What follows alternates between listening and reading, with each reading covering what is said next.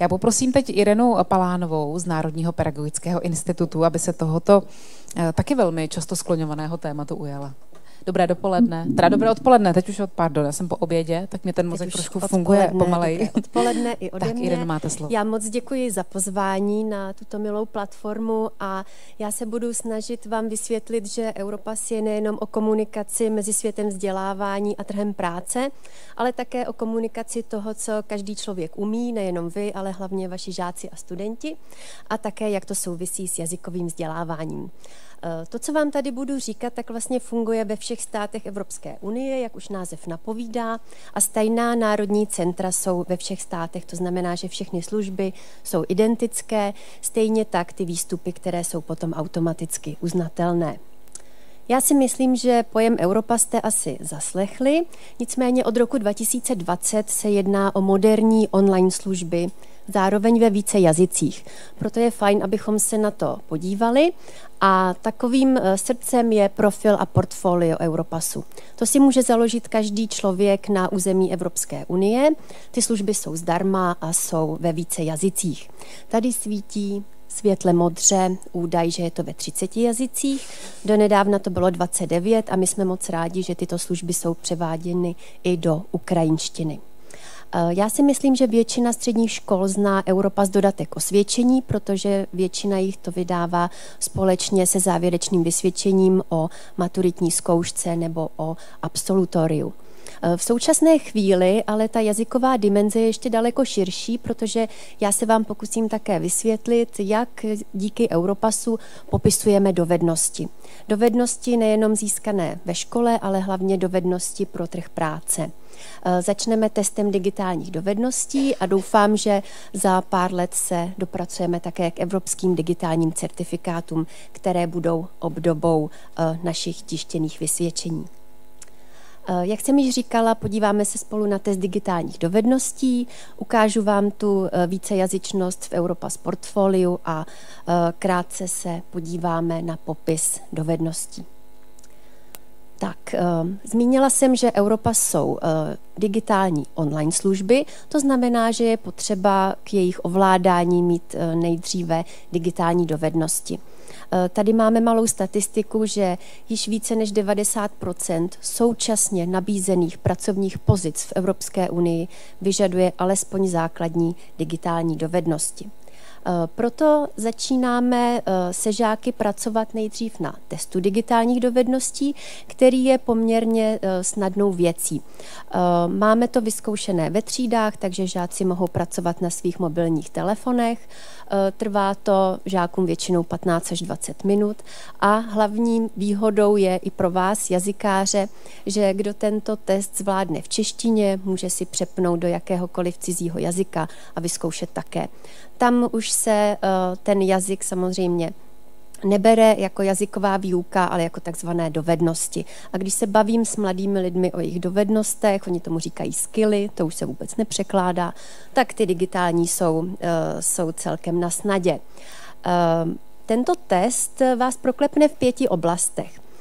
Je to tvorba digitálního obsahu, komunikace, práce s daty, ale také kyberbezpečnost. A zrovna ta bývá bohužel tedy v těch výsledcích nejslabší. Výhodou je, že na konci toho testu, hned po těch 15-20 minutách, každý žák si může stáhnout svůj certifikát, je to dvoustránkové PDF, nic dlouhého, složitého, a když to udělá v češtině, má to popsané pěkně v češtině, když to udělá v angličtině, má to popsané v angličtině. A to už je opět ta dimenze, kterou můžete se žáky zkoušet, a my jsme toto připravili i jako pracovní list nebo jako prezentaci do výuky. Tak, pracujeme s těmi materiály a službami tak, aby to bylo všem přístupné, aby se to dalo v rámci jedné vyučovací hodiny vyzkoušet, a nabízíme vám to samozřejmě ke stažení. Jsme rádi, že to využívají nejenom tedy učitelé jazyků a informačních technologií, ale že se to hodí i do češtiny a do různé občanské výchovy, environmentální výchovy a tak dále. Výhodou těch služeb je, že my vlastně pracujeme se žáky tak, že je to jejich práce, jsou to jejich dovednosti a jejich záznamy. A vše, co se v těch hodinách vytvoří, tak těm žákům také zůstane. Máme to vyzkoušené pro základku 8. a 9. třídy, teď to budeme zkoušet i na nižší gymnázia již od 12 let věku žáků. Na střední škole je to velmi obdobné, tam už je to poměrně širší spektrum toho trhu práce a pracujeme i se středními odbornými školami, takže tam se to týká potom i jejich praktického odborného zaměření. Pokud žáci zvládnou ten test digitálních dovedností a jsou tam alespoň na úrovni 2 až 3, což znamená základní nebo mírně pokročilý, tak potom víme, že s nimi můžeme přistoupit k dalším službám Europasu, které jsou opět vícejazyčné, a to je Europass Portfolio.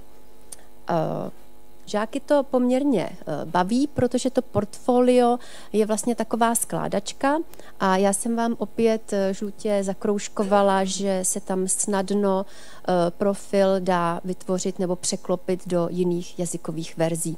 Takže to je opět ta dimenze, která by pro vás mohla být zajímavá.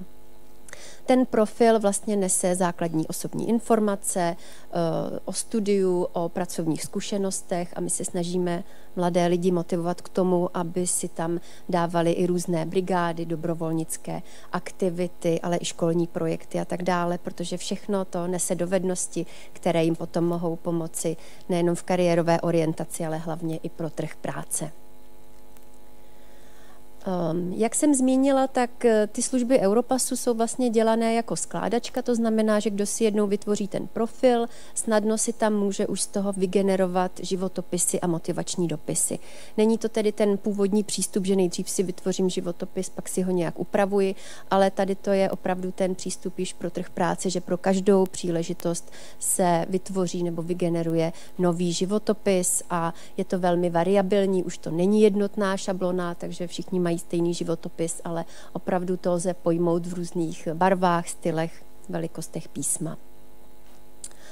Součástí je i knihovna dokumentů, kam si každý může uložit své doklady, například jazykové certifikáty, doklady ze zahraničních stáží a mobilit, různé fotografie, odkazy na videa a podobně. Tak, jak jsem slíbila, nakousnu i popisy dovedností, protože opět se žáky na tom trávíme společně čas, takže oni si hrají a vybírají si z popisů dovedností nejenom třeba to, co již umí, ale co by třeba v budoucnu chtěli dělat. A opět tyto popisy jsou jako taková skládačka a jsou ve více jazycích, to znamená, že když si třeba řekneme, že mé vysněné povolání je tvůrce počítačových her, tak si z této nabídky již vybírám dovednosti, které jsou potřebné pro tato povolání. Dělali jsme to jednou i ve francouzštině. Ne teda přímo já, ale já jsem pouze nabízela tu terminologii. Tak a nyní už ta důležitá informace, odkud se vlastně ta terminologie bere a odkud se dostává do těch jednotlivých profilů a portfolií Europassu, tak bere se z velkého evropského portálu, který se jmenuje ESCO a ten disponuje více jak 30 000 pojmy z oblastí právě trhu práce, to znamená, že jsou tam různá povolání, popisy pracovních pozic, ale i kvalifikací a kompetencí. To znamená, že když se bavíme v našem institutu o klíčových dovednostech, měkkých dovednostech, tak to tam všechno je a my si díky tomu i troufáme vlastně popisovat nebo porovnávat to, co pro daná povolání nebo pro různé typy dovedností je potřeba. Samozřejmě, že to, co nabízí každému jednotlivci v jeho Europass e-portfoliu, ty nové pojmy, tak je umělá inteligence, říká se tomu takzvaná skills intelligence, takže o tom určitě ještě uslyšíme v dalším příspěvku. Tak a vy máte ve svých deskách vlastně i malou zmínku o Europassu, o tom e-portfoliu, co by mohlo vaše žáky bavit, ale máte tam také vlastně popis takzvaných dovedností budoucnosti, protože my si myslíme, že by bylo škoda nepřipravit žáky a vaše budoucí absolventy pro to, aby se uměli dobře představit svým budoucím zaměstnavatelům. A toto jsou přesně oblasti dovedností, které nejenom, že už začíná trh práce vyžadovat, ale například v oblasti průmyslu 4.0. Aby to pro ně nebyla nějaká hádanka, jestli vlastně něco umí, neumí, tak v této oblasti budou do budoucna ta nová místa vznikat a nikdo z nás proto nemůže mít odpovídající kvalifikaci zatím. Proto je důležité se vlastně podívat na ty dovednosti, jestli je mám pro výkon toho povolání. To samé na druhé straně zelené dovednosti a nová pracovní místa, která budou vznikat pod vlastně touto oblastí. O digitálních dovednostech jsme si říkali, tam nemusí nikdo nic hledat, protože z toho testu a certifikátu je ten popis celkem zřejmý. Podnikavost, dovednosti řízení vlastní kariéry a měkké dovednosti, protože o tom jsme se tady také bavili již v klíčových dovednostech. Takže i k tomu všemu můžete v hodinách a ve výuce použít Europass ve vícero jazycích. Kdybyste k tomu měli nějaké dotazy, tak máme i klientské centrum, pracujeme se školami, takže na poptávku se můžeme vypravit do školy, ukázat vám ukázkovou hodinu, pohrát si s dětmi, je to všechno online na jejich mobilech a máme radost, když je to baví a rovnou si z hodiny něco odnesou. Abyste si také něco odnesli vy, tak tady máte malou cestovní visačku a já už vám jenom popřeju, abyste zůstali zdraví, aktivní a podnikaví. Hezký den. Irena Palánová, děkuji za váš potlesk pro ní.